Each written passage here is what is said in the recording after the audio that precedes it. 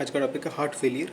तो heart failure में क्या होता है कि जो हमारा हार्ट है वो बॉडी की मेटाबॉलिक नीड्स को फुलफ़िल करने में फेल हो जाता है, फुलफ़िल नहीं कर पाता, न्यूट्रिएंट्स और ऑक्सीजन ढंग से सप्लाई नहीं कर पाता जितना उसको चाहिए, तो उसको बोलते हैं हार्ट फेलियर। डेफिनेशन बोलते हैं कि failure of the heart to generate enough cardiac output to meet the minimum metabolic needs of the tissues in spite of normal or above normal filling pressures in spite of।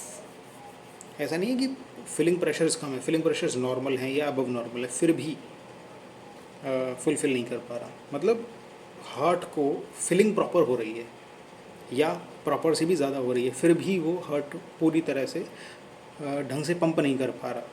ठीक है। अच्छा, ये चीज़ें depend करती हैं cardiac output पर। Cardiac output is equal to heart rate into stroke volume. तो या तो स्ट्रोक वॉल्यूम कम हो जाता है, या हार्ट रेट कम ज़्यादा हो जाता है, या फिर कार्डियक आउटपुट कम रह जाता है। स्ट्रोक वॉल्यूम डिपेंड करता है तीन चीज़ों पर। वन इज़ मायोकार्डियम की health, another is pre load, another is after load. Pre load क्या होता है कि वेंट्रिकल्स में कितना ब्लड भरा है just before the systole, just before the contraction, उसको बोलते हैं प्री लोड। इसको एंड डायस्टोलिक वॉल्यूम भी बोलते हैं। ठीक है। And what is after load? After load is the resistance against which blood is pumped. उसको बोलते हैं पेरिफेरल वस्कुलर रेजिस्टेंस, जिसके खिलाफ ब्लड को पंप किया गया, जिसको आफ्टर लोड। ठीक है। तो तीन चीज़ों पर डिपेंड करता है क्या? Stroke volume, health of the myocardium, preload, what is preload? Ventricular filling before the systole, it is also known as end diastolic volume. And afterload which is peripheral vascular resistance. अब heart की performance को हम compare करते हैं एक donkey से। Heart की performance को कंपेयर किया गया है एक डोंकी से। तो एक डोंकी जिसको इंक्लाइन के खिलाफ जा कर के लोड को इंक्लाइन की दूसरी तरफ छोड़ना है। तो दिस डोंकी परफॉर्मेंस और the heart performance depend on three things. One, the health of the donkey, another is load, pre load, which is the load on the back of the donkey, and तीसरी चीज़ the incline, the resistance के खिलाफ donkey को चलना है। ठीक है। तो अगर डोंकी पूरा नहीं कर पा रहा अपना काम, तो उसके तीन कारण हो सकते हैं। या तो डोंकी की हेल्थ ख़राब है, या लोड बहुत ज़्यादा है उसके ऊपर, या फिर रेजिस्टेंस बहुत ज़्यादा है जिसके खिलाफ। ठीक है। अच्छा, ये तो हो गया स्ट्रोक वॉल्यूम जैसी चीज़। इसके अलावा हार्ट रेट भी कम ज़्यादा हो सकता है। अगर हार्ट रेट बहुत ज़्यादा हो जाएगी तो डोंकी के अगर केस में देखिए तो donkey bar bar number of cycles, मतलब हार्ट रेट अगर बहुत ज़्यादा हो जाएगी तो फिर ढंग से लोड करने का टाइम नहीं मिल पा रहा। ठीक है। इन केस ऑफ, तो नंबर ऑफ साइकिल्स पर भी या हार्ट रेट पर भी डिपेंड करता है। अगर हार्ट रेट बहुत ज़्यादा है तो प्रॉपर फिलिंग का टाइम नहीं मिलेगा, तब भी कार्डियक आउटपुट कम रहेगा। और अगर हार्ट रेट बहुत स्लो है तब भी जितना एक मिनट में आउटपुट आना चाहिए उतना आउटपुट नहीं आएगा, क्योंकि नंबर ऑफ साइकिल्स ही कम है। तो अगर तुम प्रॉपर ब्लड फिल करके प्रॉपर पंप भी कर रहे हो, क्योंकि नंबर ऑफ साइकिल्स कम है, तो प्रॉपर कार्डियक आउटपुट नहीं आएगा अगर हार्ट रेट कम है। ठीक है। और कई बार ऐसा होता है कि बॉडी की डिमांड ही बहुत ज़्यादा होती है। तो बॉडी की डिमांड ही बहुत ज़्यादा है तो नॉर्मल कार्डियक आउटपुट या अबव नॉर्मल कार्डियक आउटपुट भी बॉडी की डिमांड्स को पूरा नहीं कर पाता। This is known as high output cardiac failure. ठीक है। Sometimes pathologically the demand of the body tissues is very high. ठीक है। For example in case of, और भी एग्जांपल्स आएंगे। One example is hyperthyroidism, there are many other examples. ठीक है। हाँ, अगर हार्ट रेट बढ़ाते हैं ना धीरे धीरे तो कार्डियक आउटपुट शुरू में बढ़ेगा थोड़ा थोड़ा, क्योंकि हार्ट रेट बढ़ रही है तो कार्डियक आउटपुट बढ़ेगा एक मिनट में। लेकिन अगर बहुत ज़्यादा बढ़ा दोगे तो लोड होने का टाइम नहीं मिलेगा, ब्लड को प्रॉपर फिलिंग का टाइम नहीं मिलेगा, तो कार्डियक आउटपुट फिर से घट जाएगा। तो first increase then decrease finally due to lack of filling time. ठीक है।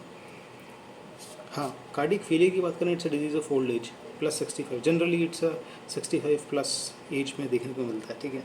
हार्ट फेलियर की बात करें, बहुत सारे क्लासिफिकेशन है इसके अलग अलग बेसिस पर। छोटा सा पहला क्लासिफिकेशन बोलते हैं high output cardiac failure and low output cardiac failure. High output को इधर देखते हैं, लो आउटपुट को नेक्स्ट वीडियो में देखते हैं। हाई आउटपुट कार्डियक फेलियर के कई सारे रीजन हो सकते हैं। फर्स्ट रीज़न इज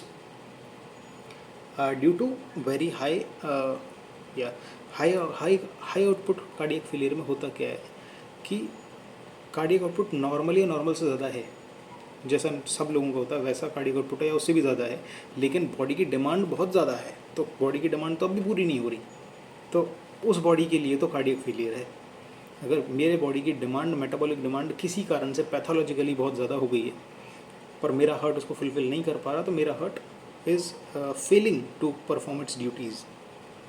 तो फर्स्ट ड्यू टू, अब ये पैथोलॉजिकली हाई डिमांड कैसे कैसे होते हैं, इनके अलग अलग केसेस देखिए। पहला केस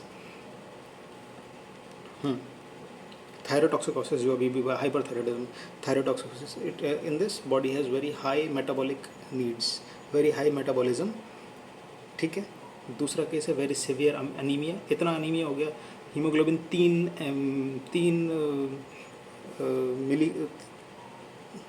3 ग्राम इन पर 100 लीटर के आसपास हो गया। तो ये ऐसा, तो फिर जितना होना चाहिए हीमोग्लोबिन बहुत कम हो गया।